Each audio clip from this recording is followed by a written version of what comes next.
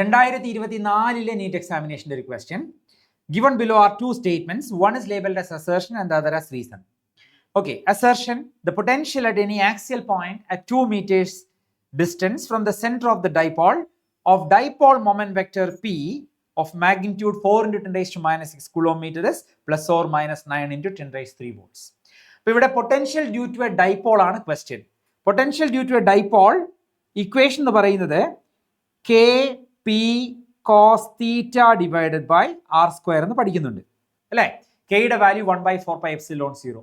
ഇവിടെ ഇത് axial point ആയതുകൊണ്ട് തീറ്റയുടെ വാല്യൂ ഒന്നുകിൽ 0 അല്ലെങ്കിൽ 180 വരും.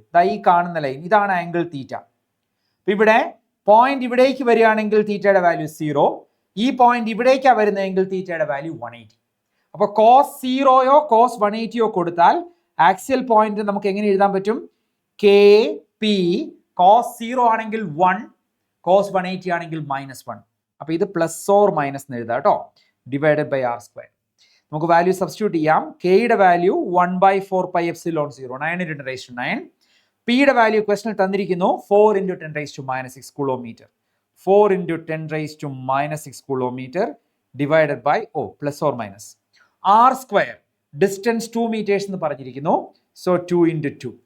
ഈ ടേംസ് കട്ട് ചെയ്താൽ 2 2 4 ആയിട്ട് കട്ട് ചെയ്താൽ സിംപ്ലിഫൈ ചെയ്താൽ ഫൈനൽ ആൻസർ നമുക്ക് പൊട്ടൻഷ്യൽ അറ്റ് ആക്സിയൽ പോയിന്റ് എന്ന് പറയുന്നത് 9 into 10 raised to 9 10 raised to -6 കൂടെ 10 raised to 3 plus or minus 9 into 10 raised to 3 volts എന്ന് കിട്ടും.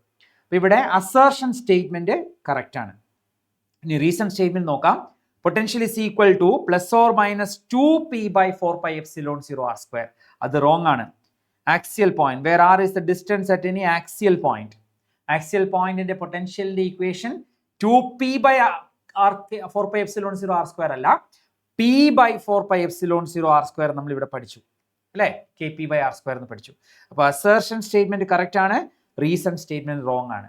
ഇവിടെ അങ്ങനെ വരുന്ന option assertion is true but reason is false. Option 3 ആണ് കറക്റ്റ് ആൻസർ.